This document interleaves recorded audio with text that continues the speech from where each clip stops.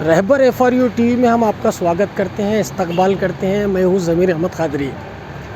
आज हम खड़े हैं औरंगाबाद के रंगीन दरवाज़े पर। इसकी खूबसूरती आप ख़ुद देख सकते हैं। औरंगाबाद में इस तरह के 52 दरवाज़े थे।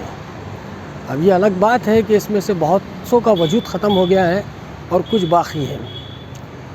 खैर, हमारा यहाँ आने का मकसद ये था कि हम आपसे खुली जगह पर बात करना चाहते थे। बात भी वो जो हर दिल को छूने वाली है। दरअसल कोरोना बीमारी को लेकर कई एपिसोड बहुत से चैनलों ने किए। आज हम भी एक नई अंदाज़ में बात करना चाहते हैं। हम ये बताने की कोशिश कर रहे हैं कि हुकूमत, बीमारी और आम लोग कितने परेशान थे इसमें।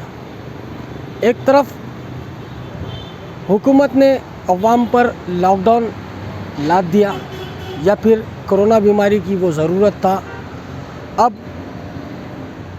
जो 1 साल का अरसा गुज़रा है उसमें कई मरतबा कई महीने लॉकडाउन के गुज़रे हैं। क्या इस लॉकडाउन से मरीज़ों की तादाद कम हुई? क्या बीमारी ख़त्म हो गई? ये बातें अलग है, लेकिन इस बीमारी से 3 लोगों का बहुत फ़ायदा हुआ। एक वो लोग जिनका ताल्लुक़ डॉक्टरी पेशे से था, दूसरे वो लोग जो मेडिकल स्टोर चलाते थे, तीसरे वो लोग जो गोदामों में माल भरकर दुगने कीमत पे तो अपना माल फ़रोख्त कर दें। एक तरफ हुकूमत ने इलेक्शन का भी फेस किया, ख़ास तौर पर बीजेपी की सरकार जो मरकज़ में भी है और कई रियासतों में भी है। इसने लॉकडाउन का नाम पर एक तो PM केयर फंड भी जमा किया, एक बड़ी रकम भी जमा की, जिसका आज तक कोई हिसाब किताब नहीं है। दूसरी तरफ अवाम ने गरीब लोगों की भी मदद की। तीसरी तरफ वो लोग जो सड़कों से कोसों मील, सैकड़ों मील पैदल घर तक पहुँचे, वो मज़दूर जो फाका कशी पर मजबूर हुए, वो लोग जो झोपड़पट्टियों में और स्लम्स एरिया में थे, उन्हें दिक्कतों का सामना करना पड़ा।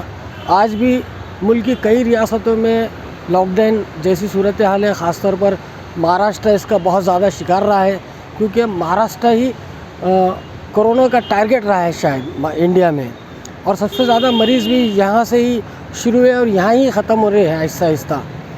मैं समझता हूँ कि कोरोना से दुगनी मार कैसी मिली। एक तो इंतज़ामिया, लॉकडाउन के नाम पर जो लोग पेट की आग बुझाने के लिए, अपने बच्चों के पेट की आग बुझाने के लिए बाहर निकलते हैं।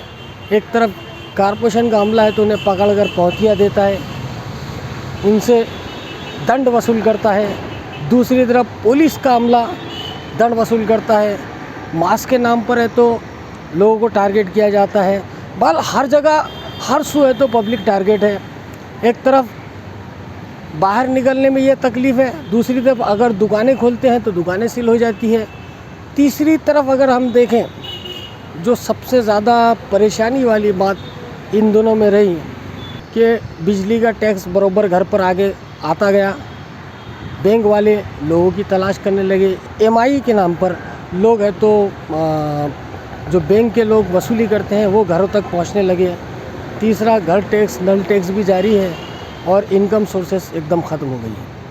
अब आम लोगों में एक बात की ये चर्चा है कि अगर हम सरकारी मुलाजिमीन की तनख्वाह रोक दें और इन 3-4 महीने तक उन्हें तनख्वाह ना दें और देखें कि उनके घर की सूरत हाल क्या होती है, तो फिर गवर्नमेंट को इस बात का एहसास ज़रूर होगा कि वाकई में लॉकडाउन एक बहुत बड़ा मसला है।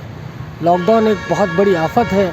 लोग अब इसके नाम से ही डरने लगे हैं, इंतहाई खौफज़दा हो चुके हैं। लोग ये सोचने पर मजबूर है कि लॉकडाउन होगा तो फिर अब क्या होगा, अब फिर मेरे बच्चों का क्या होगा, कब तक मैं लोगों से उधार लूँ। कई लोग कर्जे में डूब गए हैं, कई लोग फाइनेंशियल तौर पर इंतहाई कमज़ोर हो गए, कई लोगों का रोज़गार चला गया है। बाल इस बीमारी ने जहां बहुत से लोगों की जान ली, वहीं बहुत ज़्यादा लोगों को फाइनेंशियल तौर पर मार दिया है। जो अलग अलग बीमारियों में थे वो अपना इलाज नहीं कर पाए और उसके बाद चल बसे। बहुत से लोग आज भी दवाओं को परेशान हैं। एक तरफ अस्पतालों ने जो बिल देने का तरीक़ा अपनाया है वो लाखों में है, और गरीब ये सोचता है कि अगर मैं बीमार हो जाऊँ तो घर में ही मर जाता हूँ तो चलता है, लेकिन दवाखाने नहीं जाऊँगा। बहरहाल बहुत सी सूरत हाल है। मैं गवर्नमेंट से ये रिक्वेस्ट कर सकता हूँ कि देखिए इन हालात में ये जो रसीद पौती देने का, दंड देने का तरीक़ा है वो बंद कीजिए, क्योंकि गरीब लोग एक तो बहुत परेशान हैं। हुकूमत ने कल ही है तो रिक्शे वालों को 1500 रुपये की इमदाद का जो कल से एक मुहिम शुरू हुई है, इस मुहिम में अगर हम 1500 रुपये रिक्शा ड्राइवर को दे रहे हैं और उसे अगर 5000 की पौती देते हैं, 500 की पौती देते हैं, 500 का दंड करते हैं, ये हमारे लिए बहुत शर्म की बात है कि हुकूमत अपना काम जारी रखे है। पुलिस इस तरह है तो व्हीकल्स की फ़ोटोज़ ले रही है, इस तरह है तो उनको दंड कर रही है लोगों को। जैसे लोगों के पास घरों में है तो गोदाम है, बड़ी रकम रखी है और वो आकर अदा करेंगे। आप बताइए कि इन सूरत हाल में जहाँ रोज़गार नहीं है वो लोग क्या करेंगे। इस कोरोना ने सबसे ज़्यादा अगर किसी को तकलीफ़ दिया तो वो व्यापारी तबके को दिया है। बहरहाल हम इस इशू पर बहुत मरतबा बात कर चुके हैं और कंटिन्यू हमारा ये सिलसिला जारी भी रहेगा। मैं समझता हूँ इससे लंबी चौड़ी बात करना मुनासिब नहीं है। अगली बार फिर मुलाकात होगी। खुदा हाफिज़।